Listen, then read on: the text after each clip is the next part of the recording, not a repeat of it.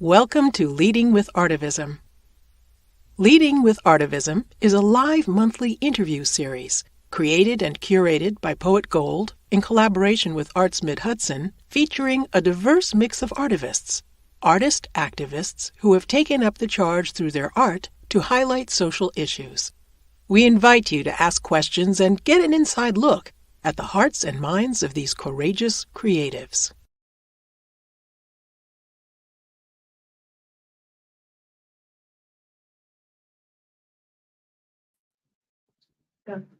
Hello, everyone. Welcome to Leading with Artivism. And we are here today with Carmen Lizardo. And before we begin to speak with Carmen, I'm going to tell you a little bit about Carmen. Carmen Lizardo was born in the Dominican Republic. She is a multidisciplinary artist who works at the intersection of digital and traditional media, combining experimental processes and using photography as a foundational tool. She holds a BFA and an MFA from Pratt Institute. She has received fellowships and awards from the New York Foundation for the Arts, Academy of the Arts and Letters, Infoco, Arts Mid-Hudson, and the Sustainable Arts Foundation. Lizardo has exhibited nationally and abroad at the Museum of African Diaspora, Samuel Dorsky Museum, Fosdick, Nelson Gallery, Alfred University, NARS Foundation, Brick, and Artbridge. Her work has been published in the academic books such as Gum Printing, highlighting artists and their creative practices, and the Book of Alternative Photographic Processes, and has been featured in Hyperallergic Contemporary Art Underground. Her work extends to public art projects commissioned by the Metropolitan Transit Authority at 181st Street Station in New York City. Carmen, that's my old neighborhood. Washington Heights. The Heights. Yes, Washington Heights. Right. Welcome to Leading with Artivism. Thank you. It's wonderful to have you. Yes, yes. Let me start here with you, because I was looking at your website and I came across one of your statements, and it read, which I thought was just so absolutely beautiful, by the way. And it read, "I'm from the Dominican Republic, on the side of the island where sugar cane thrives and the Caribbean Sea meets the land. This intimate connection with my hometown encapsulates the essence of my identity." Can you expound on that in what way where you were born to landing in America impact your identity? Well, I came to the United States when I was 20 years old. Lived with my mom, who's lived here before me. Maybe when I was 3 years old, she moved when I was here. She left me to be raised with my grandmother, and I came to live in the projects in Brooklyn. In Brooklyn. In the projects in Coney Island. And it was a hard life, but it was an interesting life for me. I had to learn a new language. I had to adapt to a new climate, and I had to adapt with being an immigrant, and that was hard. I want to think that my mother made me resilient, because she did spend here the majority of my adult life, but she never really learned the language, because it became like a microcosm of the Dominican Republic where we were. Okay. I came to work at a grocery store, and I was very fragmented, and still am, because I planted and rooted, came here planted and rooted in another country with a different language and very different customs. I am about a first generation immigrant. So to me, my identification with the country became a mode of survival. And language became my way to be able to eat and get to places. And it was more than communicating in the ability to want something. It was a necessity. as it was adapting. Cultural adaptation is still a struggle for me. Okay. It's something that I struggle with. My mom is from West African descent, and my father was Lebanese, and that was very weirdly received here, particularly in terms of colorism. That was something that was really hard for me. And I want to touch on that for a minute because obviously the migration issue is a huge issue today in today's politics. Do you find that when you came, was the climate similar as to what it is now, as far as the hostility, or was it a bit more welcoming, or It was more segregated. it was more segregated? Yes. Okay. It was more quiet, and it happened to specific groups in a specific neighborhood. And only when you went into other neighborhoods or in other, for me, it was it was a social economical issue. It was a class issue.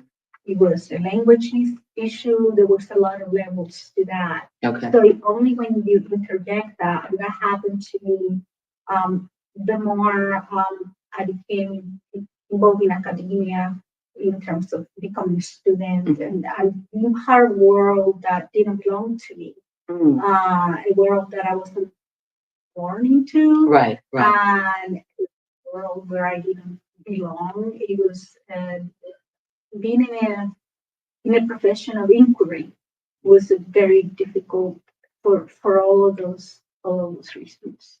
Your work is very profound, and I want to tap into something, just my own personal interpretation of your work, because you talked about how resilient your mother is, and I got not necessarily about your mother from a maternal standpoint, but about women in general, through your work, the resiliency that you paint in your work, and but there are also themes of isolation. I pick up themes of isolation, a celebration of women, resilience and strength, but also a quest for freedom from oppression. Can we talk about that? Because you have some beautiful blue hues, vibrant coloring in your work, and they paint a story. So let's talk about some specific pieces we have here today to show the audience online as well as the audience that's here today. We have a first piece here about migration. Or can you explain that, please? So this is originally it's gosh, I don't know, maybe like 120 feet long. Okay. And it is a migrant boat, and it is a migrant boat from the Dominican Republic. And I grew up very near a river where a lot of immigration happened. This boat was the paper clipping from a newspaper, a very small paper clipping that I have saved for, I don't know, 15 years. It's a boat that sank. There's a lot of immigrant boats that sank trying to get to Puerto Rico and then to mainland. And there's a lot of people waiting for those to come back from sea. This particular boat happened to be one of those boats. And I didn't know what to do. I mean, I had this image for a very long time until I decided to make this piece. The original piece is gemmed and it's got all kinds of decorations on it. What type of decorations? Crystals. Crystals. Why crystals? Because they look like stars. Okay. And because it's like a dream, like a shiny dream that you have. But this piece is important to me because it tells a story that an immigration story. The picture in the middle, the silhouette is a self-portrait. It actually is like everything I do is a self-portrait. I don't know. And you do that. I discover you in more than one of your paintings. It sort of reminds me of what Alfred Hitchcock. I'm digressing of what Alfred Hitchcock used to do in his film. You always get a glimpse of him somehow in his film. And as I've watched your work through the last, since we've met about a year or so ago, I've noticed that about your work, that there are self-portraits of you inserted, pieces of your soul inserted into the body of your work. It's inescapable for me. I think art for me is inescapable from my life.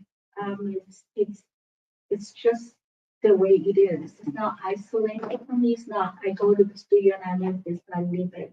It's a constant negotiation between breathing and not doing it actually for me.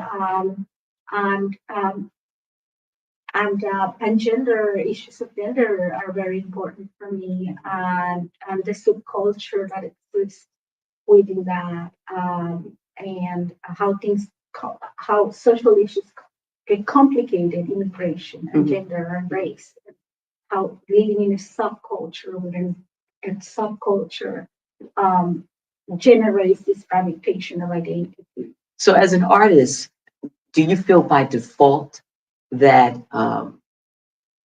art can be seen as, I heard someone say something like art can be seen as an artist as being political and radical sort of by default, that in essence, we become that vessel of that, whether we want to or not.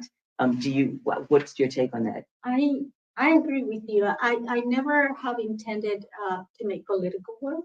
It's not like in the forefront of my mind, but it's inescapable. Because it does speak about social issues, because I live in society. And I believe that all artists are activists, because where else, this is why we do what we do. And this is what we show, the work that we show. And it speaks about an issue. And although my work is very personal, I like to believe that it transcends my own history, and that it can be reflect. I hope that it can have some reflection, if at the very least understand somebody else's perspective, if not see your own. And that sort of speaks to one of our questions that were submitted, was what fuels the fire for your passion? Who or what makes you create the work that you do? So, what makes me create? You know, I don't have ideas that are. I don't have these conceptual ideas that are like big great ideas. Like I'm gonna do this fantastic thing. Art for me, it's like I have it's I can be having breakfast, and then all of a sudden I get up and I go to the studio and I go like this, and this stuff happens, and then I become really kind of like methodical about it after it's there. Then I start dealing with it formally, like, because I learn all these formal skills, right? Like depth, shadow, texture. But I don't think of content. Like I don't context. Right. I don't name the baby till it's born. Right. I'm just involved. Like it's too much. It will be too tragic or too personal. It's more of I have fun, and then it's there, and then I see it, and then I maybe understand a word of a story that I do not know the ending to. Mm-hmm. I think I write from that approach. Just let it go, and then go back and edit it and refine it, and but let's just have a stream of thought. Let's just let the art flow, for what it is. As a multidisciplinary artist who integrates experimental processes, which artistic medium do you feel offers you the most artistic freedom? Well, I'm nothing without a photograph. I was trained as a photographer, but I think like a painter. It's just it's a very a photograph is everything to me, because it's how I reference reality. And it's important for me that things come from a real space, even though if they go to an imaginary one, of course they do. But there's an essence in that. there's an essence in a photographic image, in the gaze that I'm looking for, that I cannot invent. Mhm. I can invent an atmospheric space, or I can invent color, I can invent pattern, beauty, but I can save the gaze of the photograph. So to me, that's my primary medium, even if it takes many different forms at the end of it. Now, were you taking photos in DR before you came to America, or was this something when you got here, you honed your skills and developed? Were you as artistic in DR? No. Okay. I knew nothing about art, nothing at all. When I came to the US, I was studying computer science and math. I came to visit my mom for 2 months and stay because I wanted to get to know her, and started working at the grocery store. And then someone said I should go to the Brooklyn Library because they were giving aptitude tests. And then I couldn't find out what to go to school for, because I should go to school for something. I did, and they said, go to art school. And I said, okay.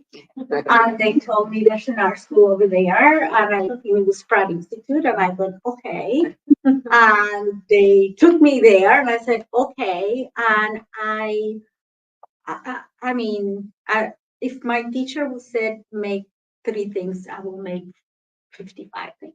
But I had no art training. I had no idea that I had so little idea about it that somebody said to me, you should go to the Met.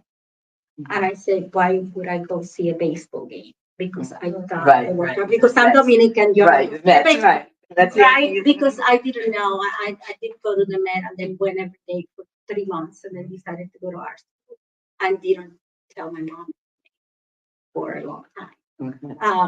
But that's how I mean, I won the lottery basically because it wasn't for me. I live in a borrowed world in every sense,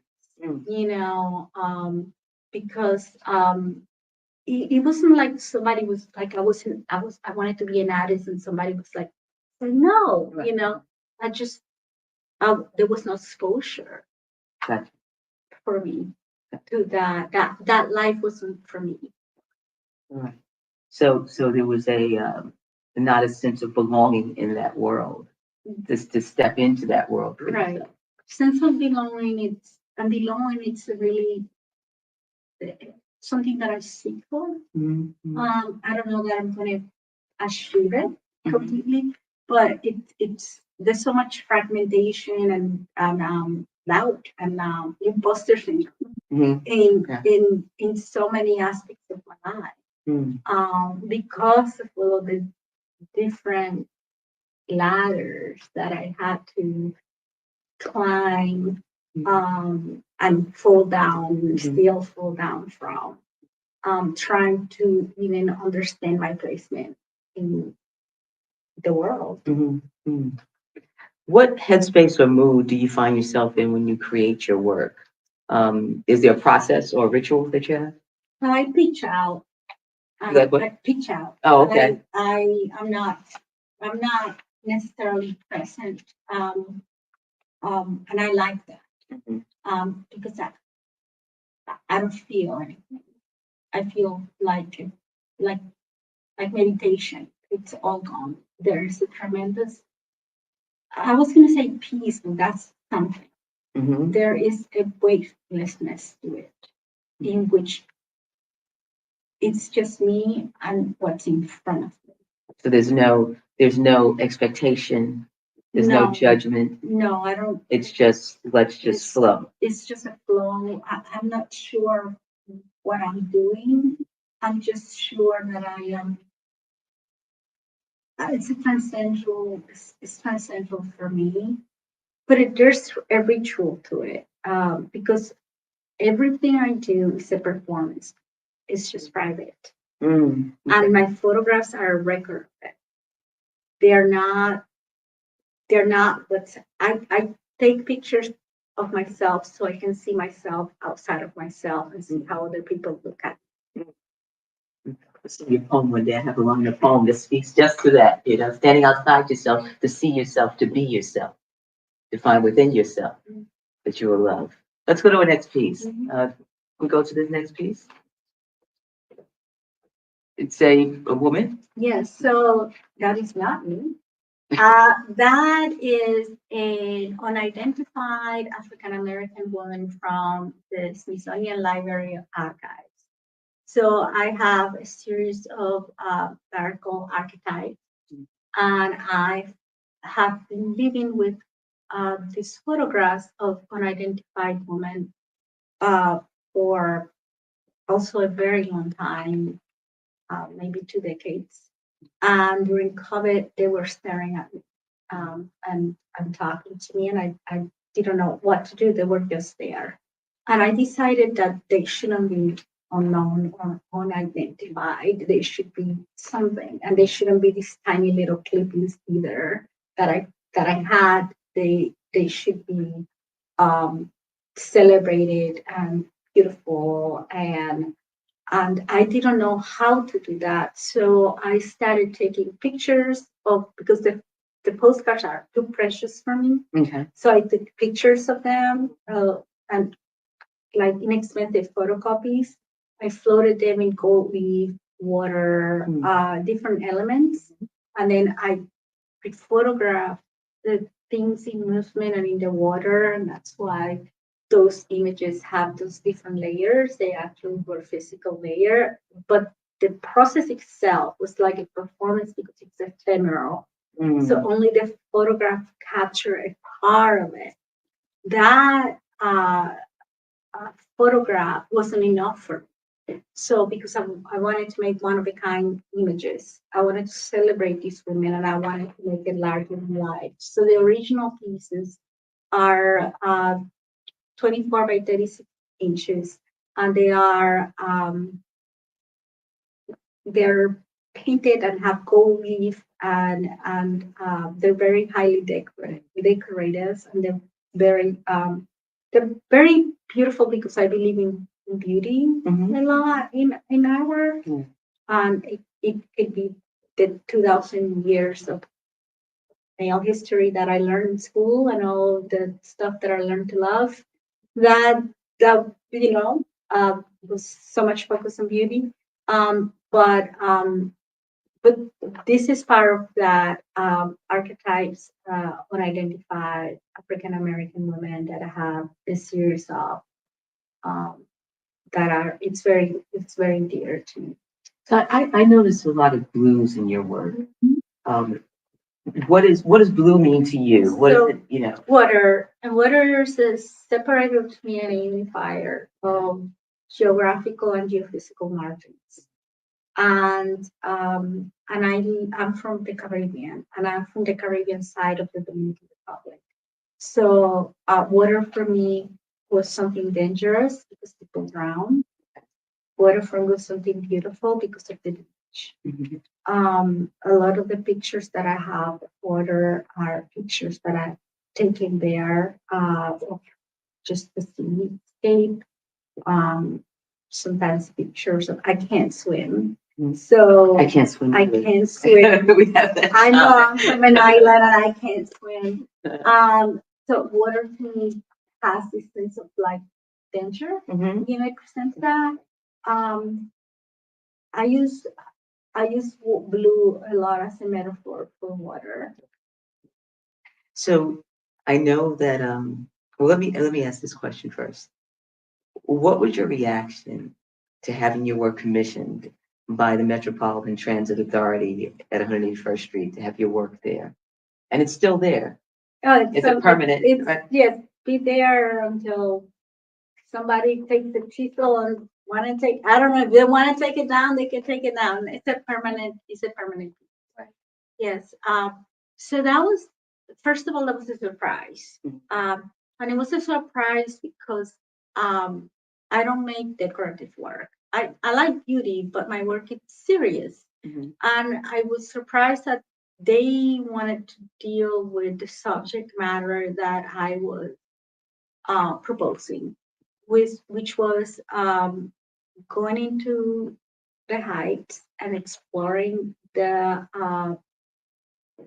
place and studying the immigrational patterns from that place, which is very rich and encompasses many people. Yes, it does. And addressing unidentified women, it's women. So women that live there, and one of the portraits there is of my mom because she lived in the Heights. Oh, she did. Okay. Yes, that's where she arrived first. And so that was really like, it was an honor, and it was challenging. But I was able to learn about the Irish immigration, the Greek immigration, the Jewish immigration before Dominicans, all the immigrational patterns before Dominicans arrived, and the Cubans, the Black population. I mean, it's next to the George Washington Bridge, so it's a point of immigration, and also how we all came through border, and that actually fueled that the creative aspects of it. Having the word fabricated in Mexico was very important to me. That it was done there by people who have family that were immigrants or migrants themselves. That was an important thing, and I think the whole project was in its completion speaking to that from which it started from. So I did not feel diluted by it. Okay. I feel very honored by it. How long did it take you to complete the whole project? Oh my goodness. I almost died doing it because I did it in 7 months. And it was something to do. There are 2 10 by 10 feet pieces and 1 10 by 26. But mosaic, they're Venetian glass mosaic. And it's in the St. Nicholas, 181st Street. It's in 181st Street. In the train station. Yeah. Take the ride, folks. Yeah, go take go the ride over there. So another question from that was submitted. Which body of work or series that you've created evokes the strongest personal reaction from you? That's a hard question because my work overlapped. I work in series, but I work on them at the same time. Okay. And I get enamored with what I did, the last thing I did, and then for 5 minutes or 5 seconds, and then I move on to the next one. The project Swallow River is really important to me. It speaks out immigration and cultural adaptation and identity in a way that is in the global aspects, but also my own personal autobiography. Okay. So I would say that is really important to me. But unidentified women are also really close to my heart. Right. And that's you come up. That theme comes up often for you. And and when I'm listening to you and you speak about unidentified women, I'm thinking of your mom. You know, being sort of in a space, making a sacrifice. You know, to be here, to have you journeying over the water here. You know, just that whole, once again going back to the sense of belonging. You know, who are we in all of this, right? You know, who are we? Let's go to the final your final photo. It's behind me. I'll look at it on the screen. Oh, okay. It's on the screen too.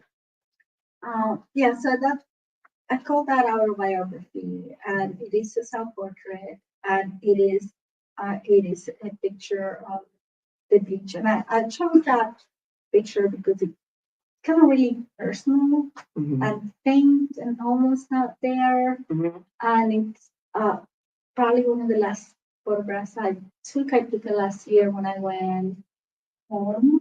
Okay. I had to go back home. I lost my home in the Dominican Republic, and it's a tragedy. And that's the last photograph I took there. And it was just a sunset or sort of a sunset. And I was very distraught when I did take the picture. And I don't know. I don't know how to speak about that work beyond saying that it's just something that I feel very vulnerable about. Okay, all right. Yeah. It looks for me. It looks like a transitional piece of maybe stepping into something new, but leaving something precious behind. It's just that space, that transitional space. Mhm. Which let me see, where do I want to go with it? Do you have any future projects you'd like to share? So I am working on a project based on my home in the Dominican Republic. It's called the House in Me. The House In Me. in Me. Yeah. And it's taking many different personifications. It's a very difficult project. It's probably one of the hardest projects I've worked on. And why? Why do you say I that? can't detach. Mm. And I usually it's so easy for me to detach and get caught up with formal elements and my training. And I can't rely on my training for this. Mm. I can't rely on instinct for this yet. It's very raw, and I am trying to make sense of it. It's probably the hardest thing I've ever tackled, but it's necessary. Mm-hmm. I don't want it to be pages from my diary. I want it to be a place where people can enter and understand how houses are more than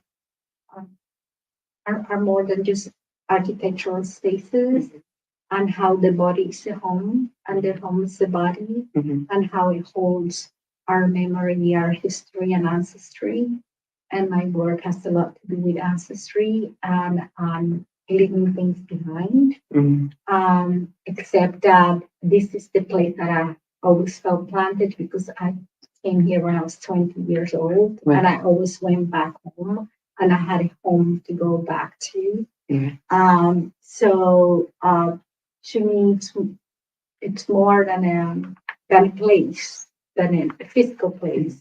It's losing a part of my identity. That was the thing that I held the most dear, and that I was sure I had. So I think that's why the project is difficult.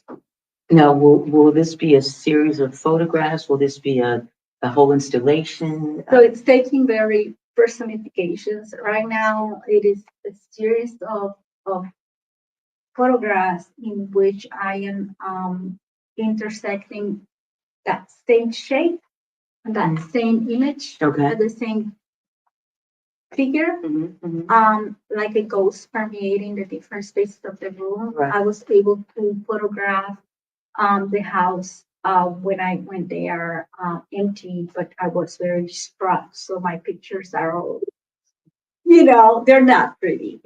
But I decided that those are the pictures, and I decided that I didn't want to edit and make them something else, and that I had to work with that difficulty because it's difficult. So I have this figure permeating the space as it goes, and I'm trying to have people relate to their own ancestry, to it, to the things they have left behind, perhaps to their own homes that they have left, or something they have lost.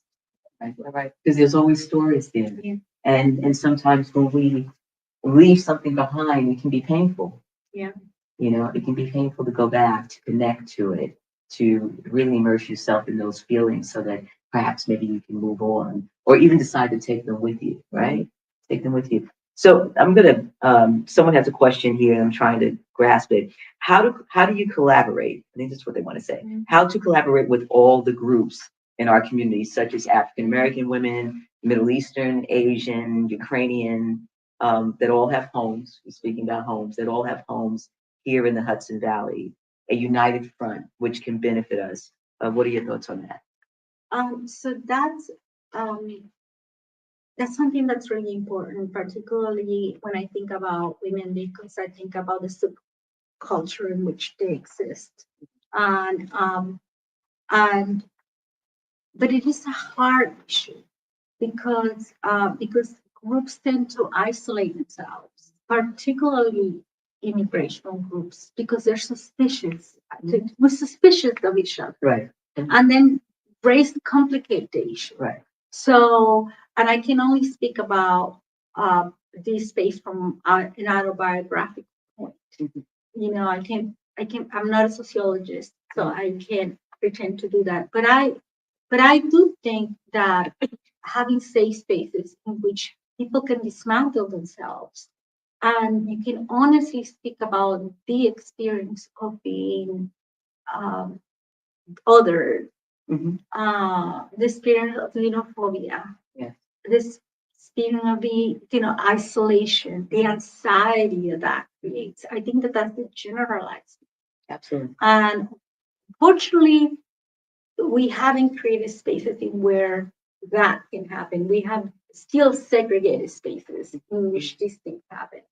But I think communications like this, or having conversations like this, having exhibitions in where people are invited, or having showing work maybe in places that are not a gallery, or like people don't feel intimidated by, right, and having some sort of liaison with spaces that can provide that, and different kind of workshops can help, but it is so hard because, how do I put this? It's been very intelligent how society has divided the immigrant community and the Black community as if they don't belong in the same struggle. Right, right. And that has caused the groups to be small rather than big. And also minimizes the power, for lack of a better term, that the community can bring collectively together. And recognizing that we've all been othered. Yeah. And that becomes the common ground. We've all been othered. And how does that make one feel? And so you're right. I agree with you. It's important to create safe spaces for that conversation and have that conversation facilitated in a way that people feel comfortable to speak on it. Wow. I mean, not what I expected at all. But I want to open it up to the audience and to see if there's any questions out here. Yes. Yeah. You mentioned you didn't know anything about art until you went to art school, and you grew up without any of the learning about art or the pretensions of art. And I wonder, and then when you spoke about the way you do your work, you said you create, or you bring these ghosts together, and something happens, and when it's there, then you apply the art techniques. And so I wonder if not knowing anything about formal art and art techniques as a young person gave you a sort of an enriched experience of your own imagination, that once you arrived 20 years old and they started talking about the formalities of art, that you had a great advantage by learning the techniques late, and you had the riches of uninhibited imagination for the first 20 years of your life. I think I have to be a little fearless. Like I had to. It's like when they throw you something, like, what are you gonna do? I came to this country, I was thrown into all this, right? And you have to become trusting. You have to trust the process, and that's so important because we're taught to like understand the process and then do it, rather than trusting that there's something in your gut first, and then that's it. That's the most important thing. The rest you can learn. The rest you can teach. You cannot teach that. Right. You cannot learn that. Great question. Thank you. Someone else have a question? Anyone? Anyone? Yeah? No? Okay.